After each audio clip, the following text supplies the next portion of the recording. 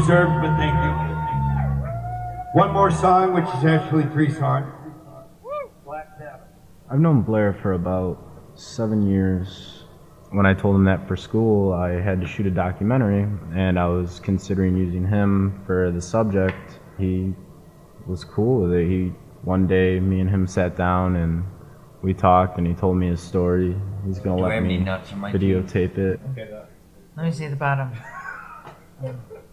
Are we ready? Okay. I'm Blair. I'm 47 years old. I was born in Pontiac, Michigan. I live in Clarkston, Michigan. I was raised in Clarkston in a middle-class neighborhood. One I'm in this house that we're talking in right now. I had pretty much a normal childhood, essentially. Everything was good parents, money, no poverty, nice area. But I started having problems with the way I felt about myself at a really young age. So I joined a band in high school so I could feel more like the popular guy. That fear that was deep down inside of me for all those years, that I wasn't good enough and that I wasn't smart enough, I wasn't acceptable, I couldn't sing good enough, I wasn't good looking enough, all the weird stuff that rattles around it in our brains at times. Well, mine was on such a huge level that I couldn't quell it anymore because I didn't have the capacity to do it on my own. I couldn't really sing when I first started, so I tried out for a band, and actually at first they rejected me. Then they asked me to sing an AC/DC song, and I could scream, and then they let me in their band. And I was in the only band in high school, so we played all the parties. We played in all the talent shows. We won all the talent shows. I actually started learning how to sing. I took lessons, and I became that guy. I was that guy in high school. Playing in a rock and roll band, I never had no problem. Running down that one night stand, and everything around me. Something started feeling the low, so I decided quickly to just go down and check out that show. We just sit up moving and dancing, moving to the groove, and some friends and then somebody turned around and shouted, "Play that funky music, white boy. Play that funky music, whitey. Play that funky music, white boy. Play kind of money and play that funky music, guy." He died. I still didn't feel as good as anybody else. No matter how I was treated, no matter how popular I was, I still felt like that I was just some kind of a sub-level person. So at that time, I started being the crazy kid who was willing to do anything just to get attention from people and to gain acceptance. I didn't know this then, but it made me want to get into music. It made me want to get involved with that and have people see me for that. Every kid wants to be cool. Every kid wants to be that guy, but I still didn't feel very good inside. I still felt like I was missing something. There was I don't know, it's really hard to explain. In 9th grade, I remember that was 2 things happened in 9th grade. That was my first experience with drugs and alcohol. I'd stayed away from it pretty much till then, bar a couple of little events that happened with my brother and sister where I don't remember really being intoxicated. I got sick one time from chewing up a bunch of cigarette butts because a bunch of older kids told me if I did it that I'd get high, and I wanted them to think I was cool, so I chewed up a fistful of cigarette butts and laid in bed throwing up for the next 3 days. I'm sure from pretty severe nicotine poisoning, I don't know, but it was horrible. I remember that. I never did that again, but that was one of the only things that hurt me that I never did multiple times. Then I found out after I got in the band that I couldn't perform without using drugs because of it was so excruciatingly it caused so much anxiety. But then it took more drugs and more alcohol. I started smoking marijuana early on, taking hallucinogenics, because it didn't matter what I had coming at me from the outside, whether people liked my singing, whether people liked me personally. I didn't feel it, you know what I mean? So the drugs helped that, and I started smoking pot, drinking, like I said, taking hallucinogenics, stayed in the whole band thing, got the girl of my dreams, went with her all the way through high school. Right at the end of high school, I got into cocaine. Somebody gave me a whole bunch because I was that guy. I was in the band, and I started doing a lot of coke. Got out of high school, married my high school sweetheart. She was doing the drugs with me at the time, but she got pregnant, so she gave up on all the drugs, but I didn't. We had our first child in 1982.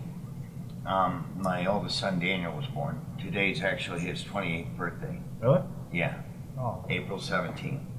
And I continued to play. I got jobs, but being a musician was my main line. And because I thought eventually if I got to a certain level with it, I wasn't thinking this consciously ever. These weren't conscious thoughts, but in the back of my mind, I know I felt this because I know what was driving me. If I got to a certain level with it, if I could get famous, if I could make it, at least keep playing. So I worked pretty much full time as a musician. We played, I joined a different band, a couple of secessions of different bands, got into a really good band, and we were playing all over the city of Detroit, all over the state of Michigan. We were playing college campuses, and we were good. We were really good. I was at that time. I thought after I married my high school sweetheart, we had our first child. I thought all that would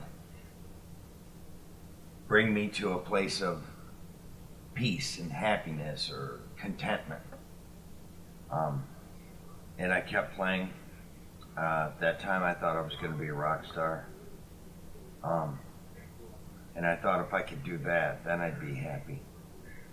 It's kind of like that song, Mr. Jones. If everybody loves me, you know, I'll be as happy as I can be. Well, everybody always seemed to like me a lot. It was me who couldn't like me. So, I kept using the drugs because that was the only kind of peace or any kind of sanity at the time I could feel inside of my head. My daughter was born in 1988, and she was born on February 8th, 1988. The next 3 years rolled along pretty much the same. The drugs, more marital problems, more hopelessness, more desperation, everything goes along with the kind of life I was living. Then in 1991, my ex-wife got pregnant with our third child. We were on our way home from a party over at a good friend of ours' house. My ex-wife was driving. It was on August 2nd, 1991. It was at 1:03 a.m. in the morning, coming south on M15, heading into Clarkston. And we were hit head-on by a drunk driver. We were going 50 miles an hour. She was going 50 miles an hour. No brakes were involved. It sent our car 50 feet straight back. I was trapped in the car, as was my ex-wife. Both the kids in the back seat were able to escape and were taken over to the side of the road by passersby. And police and fire and all that showed up on the scene. And it took them an hour and a half to extricate us from the car. They used the jaws of life. I don't remember anything about that or about an hour before the accident. I do remember waking up one time in the car with my arms behind me and I was pinned and I could feel rain hitting my face and I couldn't breathe because my lungs were punctured. A broken foot. I had to have 3 plastic surgeries on my face. My kidney flipped inside of my body from the impact because it was so hard it flipped it over. My face was just pretty much a hamburger. Cut my eyelids off. My nose was crushed. I wasn't wearing a seatbelt. I went into the windshield and took out the dashboard with my chest. My series of my injuries was a cardiac contusion, which is where your heart gets bruised and it swells up. I guess to try and protect itself, but mine swelled to the point to where it almost couldn't beat anymore. I was in one step down from intensive care for 10 days. My wife was hurt very bad too. Her little finger on her right hand was taken off. The rearview mirror went through her eye. They had to do 12 hours of surgery around her eye. It totally cut her eye out. It busted her arm in 8 places. It was horrible. The baby in her stomach, my son Zachary, he was fine. My son and daughter, who were in the back seat, who were flipped around pretty good in the car, they were both fine, which was a total miracle because of the impact of the car crash. Well, about a week later, when I was in the hospital, the officer who reported on the accident and did the investigation came up and showed me pictures of the car and told me that he had been doing it for 10 years, and anytime there had been a car that was that devastated as our car was, or an accident that serious, he said, we all should have been fatals. Nobody should survive. And that it really affected the severity of that accident.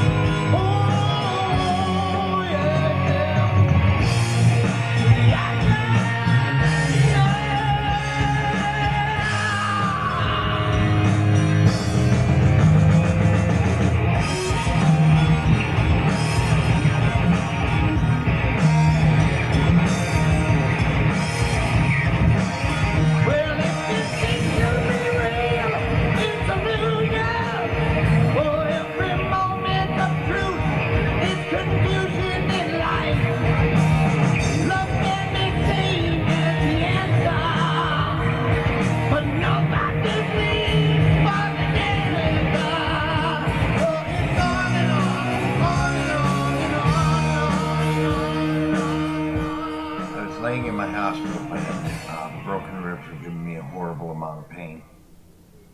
My brother and mom were in there, and they were aggravated at the hospital because they felt like they weren't giving me enough pain medication. I didn't mention before, but my mom's an alcoholic. My brother was an alcoholic. My sister was an alcoholic, and drug addicts, just like myself. My brother had a lifetime supply of morphine because his pancreas was taken out and he suffered from adhesion. So he pulled out his big bottle of morphine and drew it up in a syringe and started going for my IV line. I remember the first time he did it, and it was the best feeling I'd ever had in my entire life. And I was objecting, saying, "What the hell are you doing? Don't do that, don't. And he stuck at my IV line and pushed it in, and immediately I was just in awe of how good I felt. They were giving it to me, but he gave me a lot more than they were. From that point forward, I started holding on to my pain meds, the pills they were giving me, and I'd put them in my drawer next to my bed and save them up. And my brother started leaving me syringes of morphine. And after they took my IV line out, I had to learn how to shoot myself up in my thigh with a 2.5-inch needle, intermuscular needle. And it took me probably about an hour and a half that first night, because every time I would go to stab that needle into my thigh, my hand would automatically let go of it. But I really wanted to do this bad, so I worked hard at it. So after a while, I was able to finally get myself to stab myself in the thigh.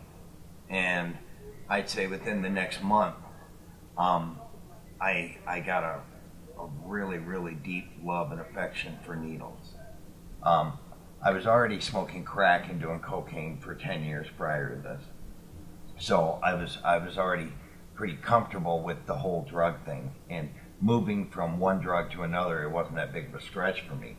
Now, it wasn't heroin or anything horrible like that. It was prescription drugs, which is what I thought. And I never had a problem after I learned how that first time. But that euphoric feeling I got from that first time, that the heavy-duty opiates hit my system, was like nothing else I've ever felt in my life. I felt a peace and comfort like I'd always yearned for, but could never get. So that was the beginning of my whole morphine, opiate, eventually heroin trip down through hell. So I got out of the hospital. Loving people around me taught me how to talk to doctors, how to get the right medication. I just had a bad accident, so it wasn't real hard for me to do that. Then they diagnosed me with a rheumatoid arthritis condition, and I learned about that condition and learned that it was supposed to be very painful, and I manifested all the pain that was supposed to go along with it. So I moved up through the regimen of drugs with the doctors, and eventually going to a methadone clinic, because they were giving me pretty much the highest amount of opiates that they were willing to give me at that point. So they sent me to a place where heroin addicts go to get off heroin, to a methadone clinic. I ended up being in that methadone clinic for about a year and a half, and got physically addicted to the methadone.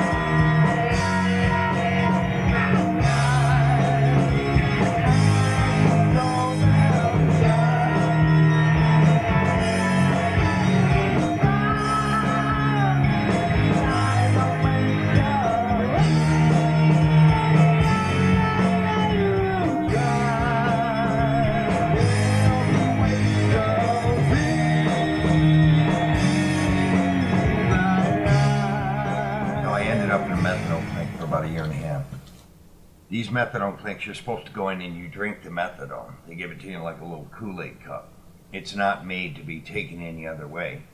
Well, by that time, my brother was also in a methadone clinic, and he taught me that if you put it in a big, gigantic syringe with a big, gigantic needle and put it in your vein, it was a lot more powerful. So I immediately started doing that, and I started shooting up the methadone. Was in there for about a year and a half, got really physically addicted to it, decided that I needed to go into treatment to get off it. I believe this was my second or third time in treatment. I think I had gone in for the crack cocaine. I can't really remember. Everything's such a blur over this 15-year block. But I went into treatment for the methadone. And I was telling this same story to my roommate in the treatment center, who was a heroin addict. And he told me, "You mean you've done all that other stuff and you've never tried heroin?" And I said, "No, I wouldn't even know where to get it." So he said, "Well, I get mine. I go down I-96, get off at Warren, drive 3 streets down to 23rd Street, go left, and go to the second house on the right past Buchanan." And this was in 1993, and it's now 2011. And I still remember those directions like they were yesterday. The next day, I left the treatment center, went down I-96, got off on Warren, went 3 streets down to 23rd, made a left, and went to the second house on the right past Buchanan, and I asked for Boo. And Boo gave me what I was looking for. And the first time I tried to shoot up heroin, I didn't really know what I was doing. I was unsuccessful. I don't even think I got anything out of it. But then I went back down there like a week later, and the guy I was in treatment with happened to be in line waiting at the door to get his heroin. In line? They had a line that went off the porch. It was like a McDonald's. Wow. Where there was literally 5 or 6 people standing in line. Next, so he showed me how to do it. I remember pushing that first load of heroin into my vein, and the feeling I got was literally that this is the way I've always wanted to feel my entire life. I was just absolutely at peace. So I made a conscious decision that I was going to do heroin every day for the rest of my life. I wasn't far enough into it to know what it was going to cost me. So for the next 10 years, that's all I did was heroin. And eventually I started smoking crack with the heroin. In those next 10 years, I went from having no criminal record to being arrested 10 times, accumulating 3 felonies, being in treatment about 7 more times, walking out every time because I couldn't stand the withdrawals. I was running around with my sister's husband. At the time it was my brother-in-law, Gordy.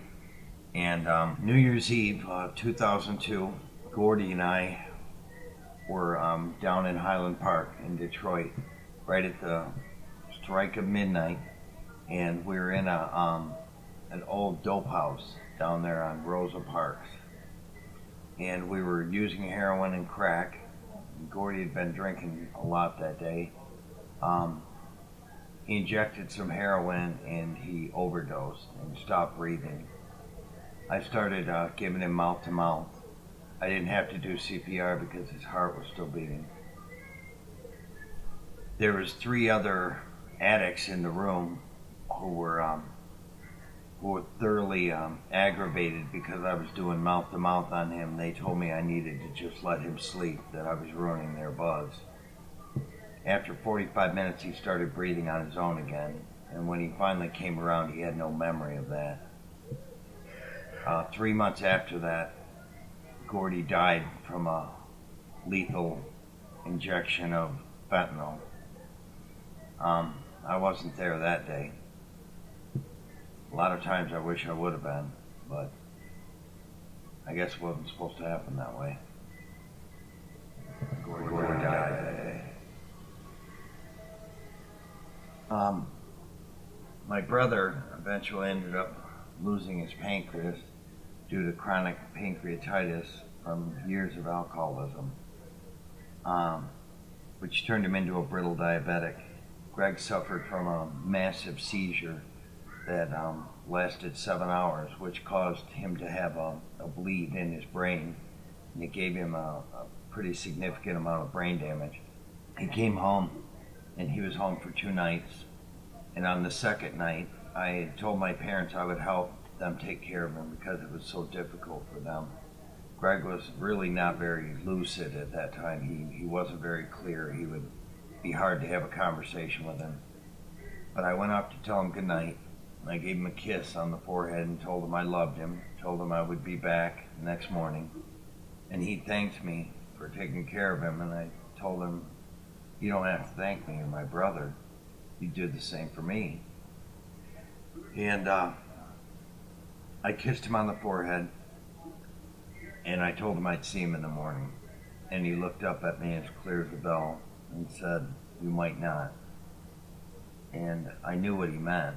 And I looked back down at him and told him, "If I don't see you tomorrow, I'll see you in a while."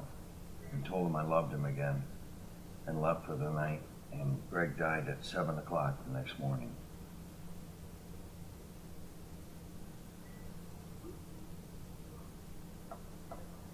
So after Greg died and we buried him, for the next 5 months, I went on a mission to pretty much try and die. At this time, for about a year, I had been using and running around with my oldest son. He started using heavy drugs and then moved back home, and he was already there. So at that time, I figured him and I started using together. That wouldn't be that far from normal, since I had used with my mother, my brother, my sister. So we started running together, and those 5 months after my brother died, we were together every moment. Ran out of the crack, didn't have any more money, decided I had to go out and commit a crime to get some more money. And that particular day, I looked up to the sky and said to God, "You're losing your sense of humor with me." And I said, "This is coming to an end," and I didn't know what that end would be. I left the house with my son, went up to a local store and stole about 10 DVDs. Saw a cop pull in behind me on the road. Their lights on their car went on. I came up to the window. They asked me for some ID, and I told them I didn't have any. "Have you gone to a park and exposed your genital to children?" I said, "No, that wasn't me." So I didn't have any ID. That gave them a right to search my car. Found the DVDs. They arrested me for retail fraud, jail, lineup. I did look like him, so they asked me to be in a lineup. Looking at a year in jail. By this time, I had a pretty substantial record. I had 3 felonies, 2 for retail theft, and I had other misdemeanors for retail theft. In 1998, I got a felony for possession of heroin. 2 months later, I got a felony for retail fraud. Then I started accumulating tickets for misdemeanor tickets for retail fraud, 3rd degree, retail fraud, 3rd degree, loitering in a drug area, possession of drug paraphernalia. I got a couple of those. Obstructing justice, I got one of those.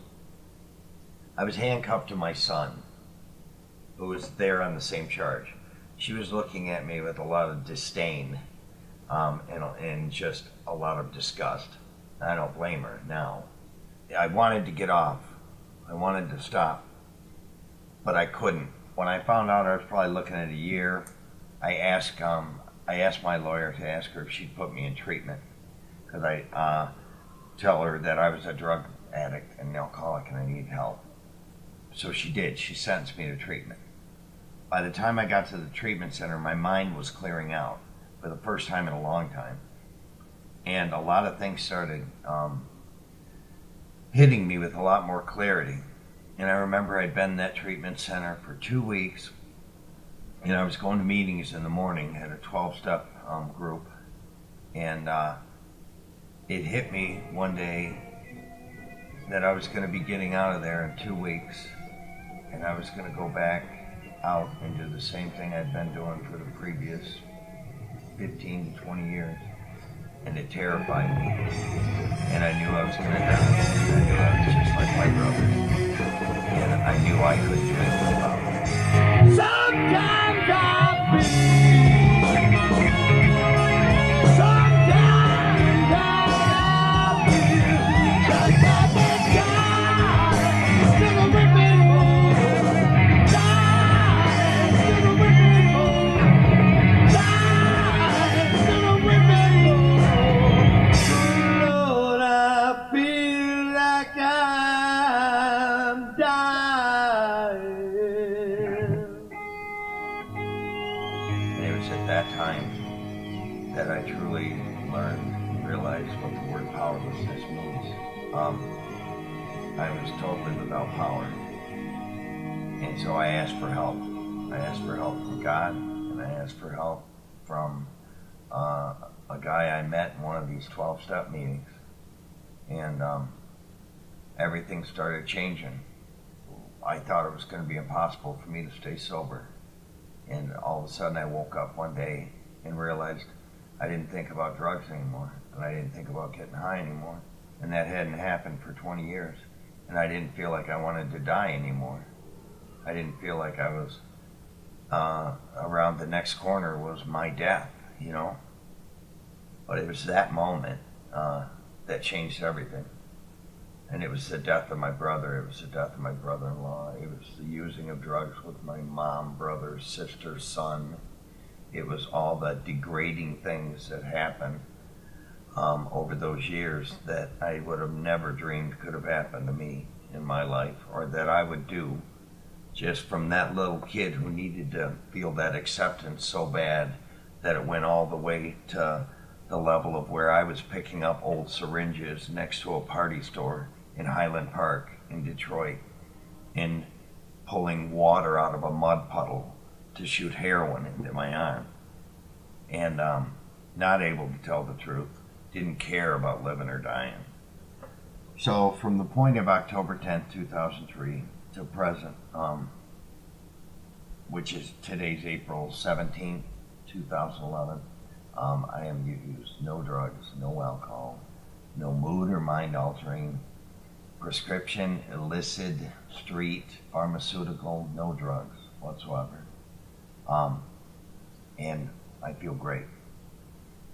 But my beginning sobriety, I just started learning how to live a different life. That, like I said, I didn't think it was possible. I agreed to stay in a 3-quarter house for 10 months. And I met a woman. My wife had divorced me in 2000. She finally divorced me, which I have the utmost respect for her for doing. I would have never put up with the stuff from me that she did, but she was trying to keep it together for the kids. She had hope where there wasn't. She didn't understand the disease I had, and at that time I didn't either. Throughout my years in sobriety, I've learned about the disease. I've learned that my self-centeredness, my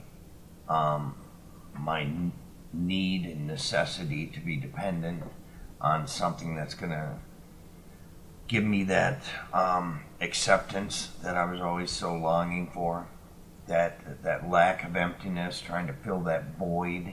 A lot of these things sound like cliches, but they're not for me. They're my truth.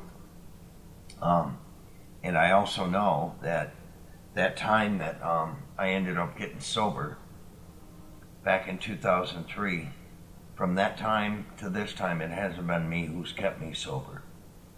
Now, I'm not a religious man. I'm just not. As far as spirituality and as far as what I believe, as far as God is, I don't know who God is. I wouldn't claim to. People that do, that's great. I don't. But I know God is. And I know something happened in my life that I would never be capable of doing in a million years. It took away that obsession to use drugs and alcohol. I've stayed heavily involved in 12-step fellowships and programs. I spent a couple of years working at a treatment center. Actually, about 2.5 years. 6 months at one, 2 years at another. I was a monitor. I would get to talk to the clients. I would get to do PBTs, drug tests. I'd get to take them to meetings. I'd get to be involved with them. And I found that as they prescribe in the 12 steps, that all of this is necessary for me if I want to have ongoing sobriety. I have to be willing to help that next guy who comes in the door, because he's going to be lost just like I was. He's going to need somebody to sit down and say, I understand. You know, I've been there. You know, I'm just like you. And it'll be all right. Just hold on. Unfortunately, you can't take a lot of people to that place. They have to get there on their own. Throughout the years that I was sober, I kept trying to help my sister get sober too. Even though I knew it wasn't within my power, for some reason I just couldn't stop myself. I wanted her to know this light that I found out about. Julie got cancer. She got oral cancer. They found a tumor under her tongue, and it turned out to be fatal. She moved back here the last year of her life to my mom and dad's house and underwent a really horrific disfiguring surgery on her neck and face. She fought it through the next year, and she was going to have a second surgery to remove the rest of the cancer. And 2 days before that surgery, Julie died. When they found her, she had 9 Duragesic pain patches on her body. 1 Duragesic pain patch is enough to kill someone who doesn't have a tolerance to opiates. So I don't know exactly what was in her mind, or if she just couldn't withstand it anymore. And to be honest with you, I don't know that I blame her, because the surgeries she went through were horrible. But Julie died. Julie died on December 11th of 2008. And I've seen that happen to hundreds of people, hundreds, literally, in this program. So a huge part of my life has become trying to help the next addict or the alcoholic who's coming through the door. Sit down with them, let them know that I've been there. You know, brother, it's gonna be all right. I understand. You can trust me. And part of that is telling a lot of the story that I've told on this documentary. You have to qualify yourself. They have to know where I came from, or I can't gain their confidence. It's a disease, and it's more powerful than I am. My son still has problems. He's still struggling with everything. And I made it my mission when I first got sober because of the guilt I felt. I made it my mission for probably 5 years, where I tried to fix him because I helped break him, and I tried desperately to fix him, and I couldn't, and I still can't. But I can be there to tell him I love him. I can be there to tell him I understand. I can treat him like a dad would who had a son that has a fatal disease. I cannot get mad at him for something I know that is not within his control. Today's his birthday. He just called me on the phone. I got to tell him I love him. My other 2 kids are doing very well, and actually he's doing well. If the disease of addiction and alcoholism doesn't kill him, it'll break him to a point to where he'll accept the help just like I did. But that's always the major question is, does somebody die before they get this? And you never know the answer with that because it's different for everyone. That day, 7.5 years ago, where I was sitting in that treatment center, and I realized that without God's help and without a freaking miracle, I was doomed. After that, real shortly after that, I had what I'd call a spiritual experience, where as soon as I realized that, everything felt like it was lifted off me. It felt like anything was possible. It felt like I wasn't doomed. It felt like there was hope. It felt like I was finally clearing that next corner. And I realized that at the time, and it was told to me, and I realized it, that I had to try and do this for other people. And it's happened. I've been able to be fortunate enough to witness this happen for other people. I've seen people come in with stories that are as bad, worse, much worse than mine, or not as bad. I've seen people come in who got one drunk driving and just decide they didn't want this life. And you watch them change, and you watch their eyes light up, and you watch them, just the color come back, and you watch life come back into them. And they're some of my dearest friends, and they're like family. If I forget where I came from, I'm absolutely certain to go back there. And for me, I hope, but right now that's ultimately the most important thing, is that I don't forget. I've been remarried for 2 years, and as I said earlier, I met my wife in December of 2003. We started dating in February of 2004. The only reason it worked for us is because she's also like me, a recovering person, recovering addict, recovering alcoholic. The only reason that it worked for us is we understand fully that without our sobriety, we have nothing.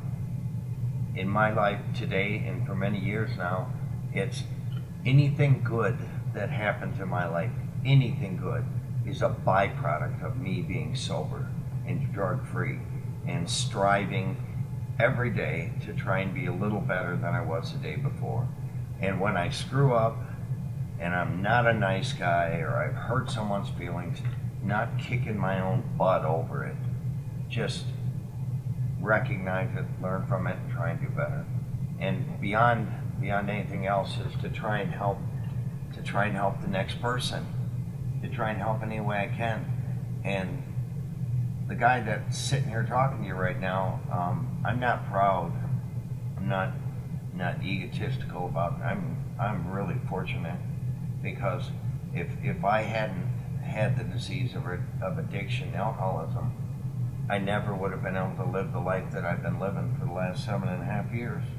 Because without being taken down to the bowels of humanity, just being in the absolute gutter and having a shovel and digging about 10 feet below the gutter, without going through all that and all that pain and all that suffering and everything that I went through, I never would have found it necessary to live the way I'm living now. And I know that a lot of people don't understand this. And I know that a lot of people don't probably buy into it. And that doesn't matter to me. I don't care what anybody thinks. Live your life the way you have to. Not everybody has to live their life the way I do. I do, though. And this is just mine. 6 years ago, 6.5, 7, right around there, I was able to get back into music. I've been playing music consistently since then. Bar for cigarettes and coffee. I think I'm doing better at it than I've ever done. But I don't think I'm going to be a rock star anymore. I don't even want to be a rock star. It's kind of ironic. I don't like being the center of attention anymore.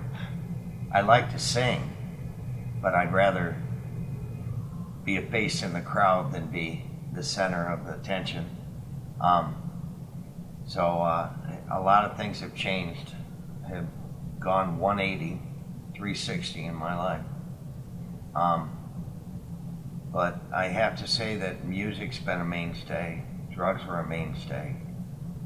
Alcohol was a mainstay. Drugs, alcohol are gone. Music's still here, and I get a lot of joy from that. If I shared my story, my experience, and everything that happened to my day-to-day life, honestly, with other people, I have the best shot of living the life I feel like I was always meant to be. I have the best shot of being the guy that I always wanted to be but couldn't be. I'm not him yet, but I'm sure not who I was. And if that's not a spiritual experience, I don't know what one is. That's a wrap. We're closing out. Did I give you what you were looking for? Oh, don't give me your indifference. What did you want? You all know this song. Yeah. Thank you for trying, son. Yeah, it kind of sucks. Man in the box wasn't that good either.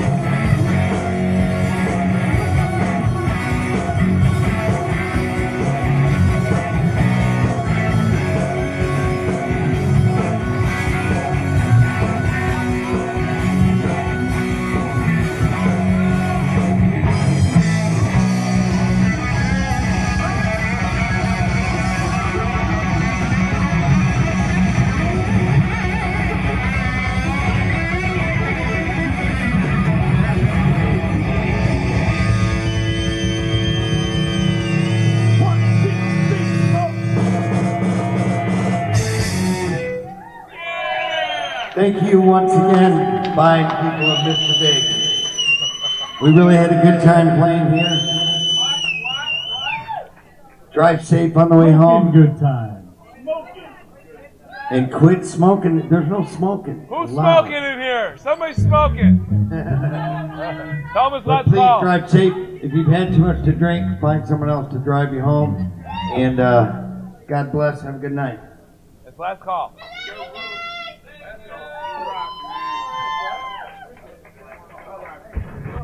Last call for alcohol.